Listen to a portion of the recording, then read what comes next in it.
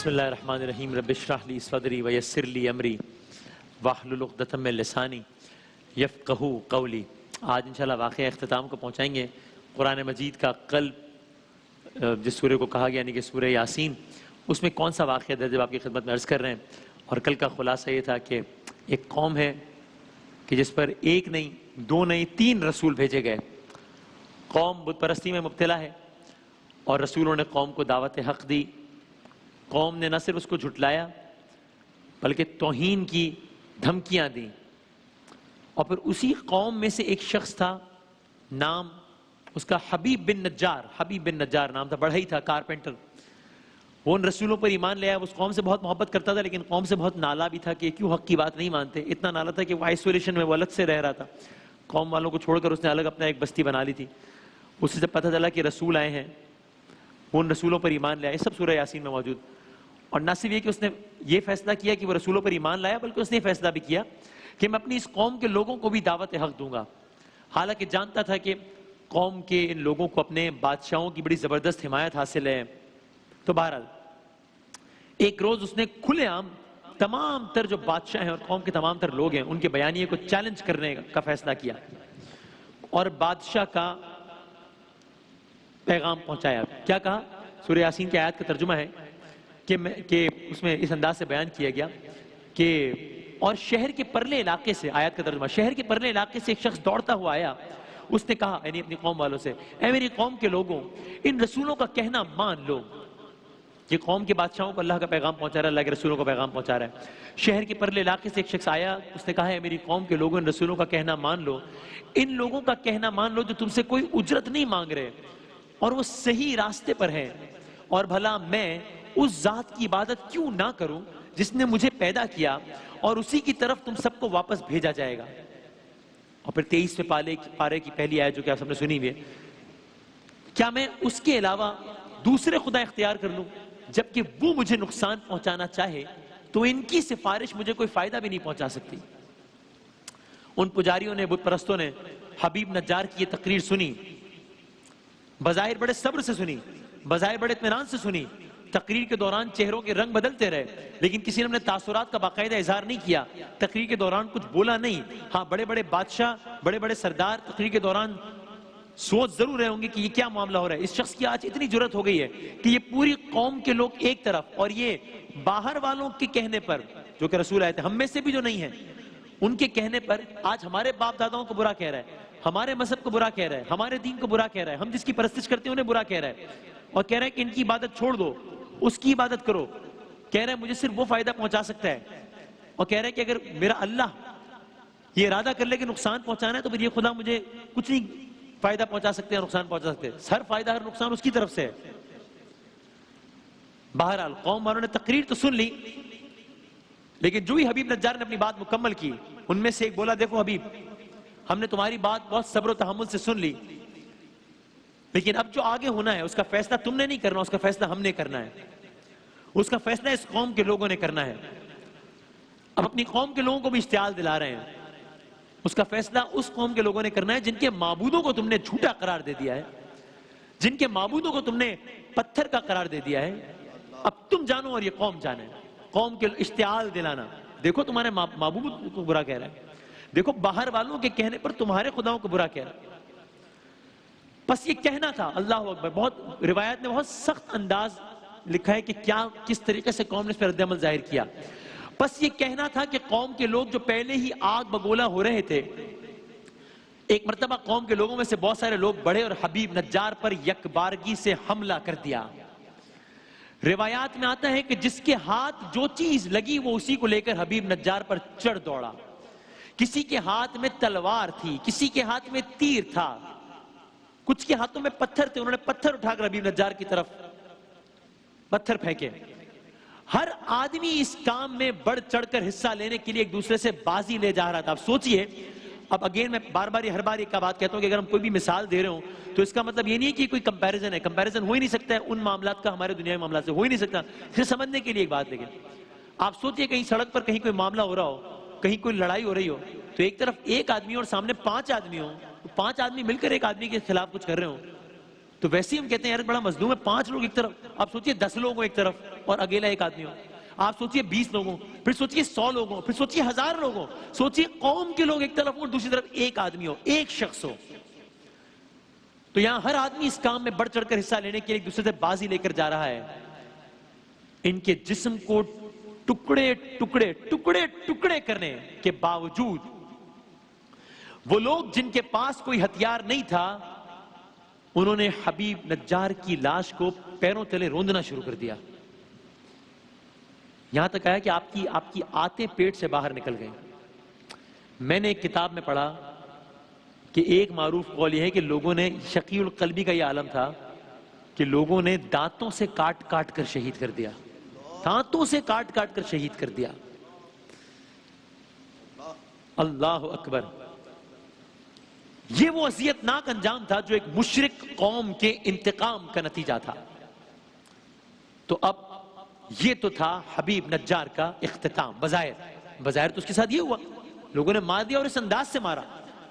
بلکہ اگین میں کوئی کمپیریزن نہیں کر رہا، لیکن علماء کرام کے سیگمنٹ بار بار بات ہوتی ہے نا کہ کسی کے ظاہری انجام کی بنیاد پر ہمیں کوئی طے نہیں کر لینا چاہیے کہ اس کا اصل انجام کیا ہوا ہے. ظاہری انجام کچھ اور ہوتا ہے اکثر، یا کبھی کبھی اصل انجام کچھ اور ہوتا ہے، خدا ہی بہتر جانتا ہے. اب حبیب نجار کا ظاہری انجام تو یہ ہے کہ بے بسی کے عالم میں مارا گیا، مظلومی کے عالم میں مارا گیا، شقی القلب لوگوں نے وحشیانہ بہیمانہ طریقے سے مار دیا. یہ تو اس کا اختتام ہے بظاہر. اصل میں حبیب نجار کا کیا اختتام ہوا یہ بھی اللہ تعالیٰ نے بتایا، قرآن مجید میں بتایا، اور قرآن مجید کے قلب میں بتایا، سورہ یاسین میں بتایا. ایک آیت ہے سورہ یاسین کی، اس کا ترجمہ ہے کہ نتیجے میں اس بندے سے، یعنی حبیب نجار سے، نتیجے میں اس بندے سے کہا گیا جنت میں داخل ہو جا. قیلت خل الجنہ، جنت میں داخل ہو جا. پھر آیت آگے بڑھتی ہے. اب اس حبیب نجار کے دل میں بھی اپنی قوم کا کتنا درد تھا کہ جس قوم نے اس کے ساتھ یہ کیا ہے، اس کے ساتھ یہ ہوتے ہی وہ اس کے بارے میں کیا بتایا قرآن مجید نے؟ جنت میں داخل ہو جا.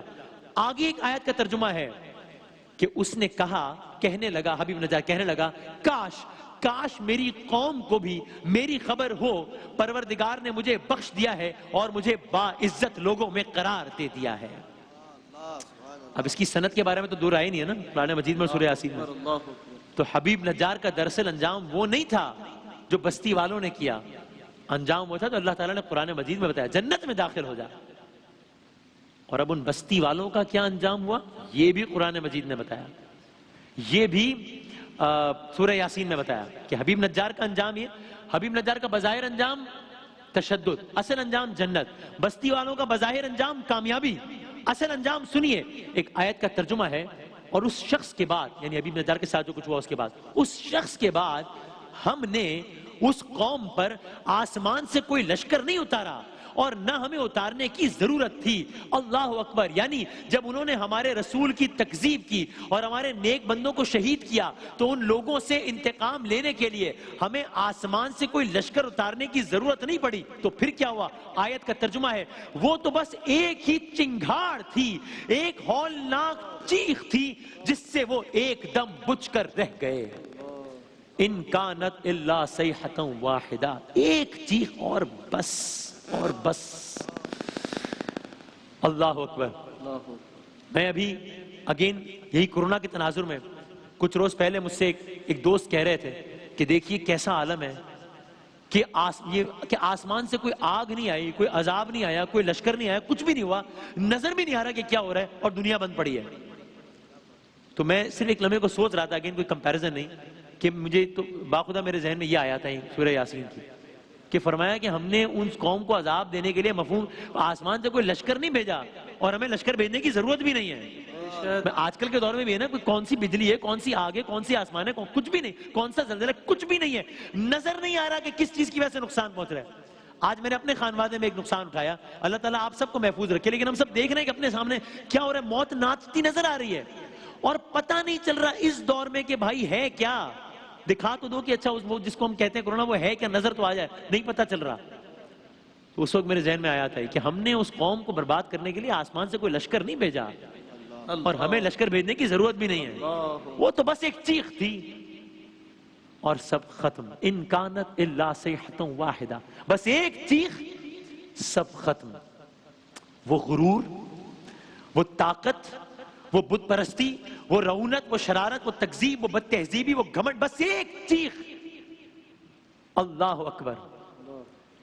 ایک ایسی چیخ تھی کہ ہر کوئی بچہ، بڑا، عورت، مرد، جوان، بوڑھا، گھر میں رہنے والا، بازار میں گھومنے والا، کوئی ایک نہ بچا اس چیخ سے. اس شہر کے ہر ذی روح کے کان پھٹ گئے اور جو جہاں تھا انتہائی اذیت کی حالت میں ادھر ہی گرا، جہنم رسید ہو گیا. جہنم رسید کن کے لیے؟ بستی والوں کے لیے. جنت میں داخل ہو جاؤ کس کے لیے؟ حبیب نجار کے لیے. اور پھر آگے سنیے، سورہ یاسین کی آیات کا ترجمہ جاری ہے. اس قوم کا اور رسولوں کو جھٹلانے والی ہر قوم کا کیا انجام ہوتا ہے، یہ بھی سورہ یاسین نے بتایا. آگے کی آیت کا ترجمہ ہے، اللہ اکبر، ترجمہ ہے کتنا حسرتناک ہے. اب سوچئے جس کے بارے میں قرآن مجید کہہ رہا ہے کہ ان کا انجام حسرتناک ہے، وہ کتنا حسرتناک معاملہ ہوگا. قرآن مجید کی آیات کا ترجمہ ہے کتنا حسرتناک ہے ان بندوں کا حال کہ جب ان کے پاس کوئی رسول آتا ہے تو اس کا مذاق اڑانے لگتے ہیں. اللہ اکبر. آگے پھر ایک آیت میں فرمایا در حقیقت یہ صرف ایک چنگھاڑ کا انتظار کر رہے ہیں جو انہیں اپنی گرفت میں لے لے گی اور یہ جھگڑا ہی کرتے رہ جائیں گے. اللہ اکبر. اور اب آگے کچھ آیات اور سنیے، بس پھر آج کے واقعہ ختم کرتے ہیں. یہ ایک چیخ کے نتیجے میں اس قوم کا کیا انجام ہوا وہ آپ نے سنا. ایک اور چیخ بھی بلند ہونی ہے اور وہ میرے اور آپ کے سامنے ہونی ہے. اس میں ہم سب نے بھی حصہ ہونا ہے.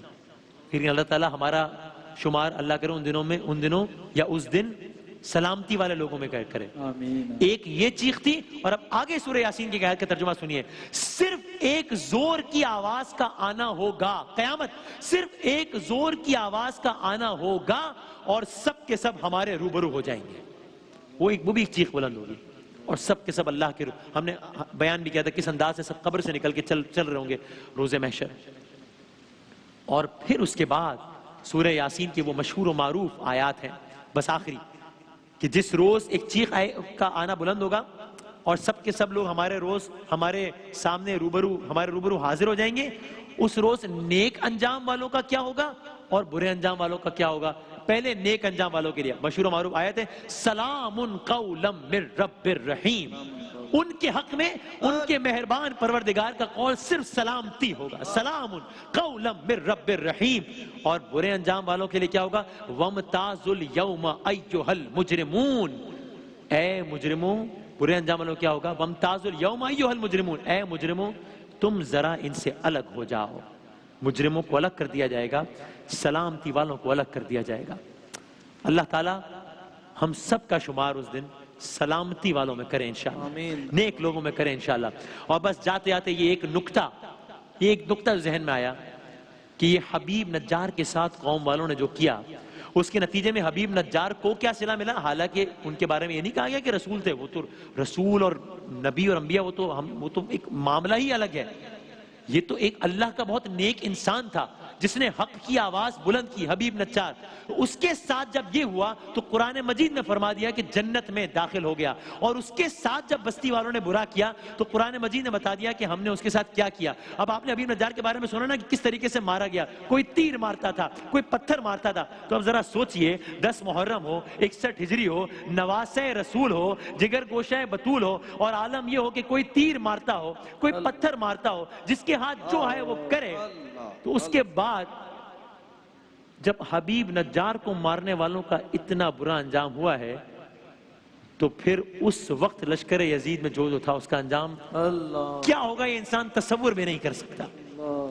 اور اگر حبیب نجار نے یہ جزا پائی ہے تو پھر حسین کا مرتبہ کیا ہوگا کوئی تصور بھی نہیں کر سکتا.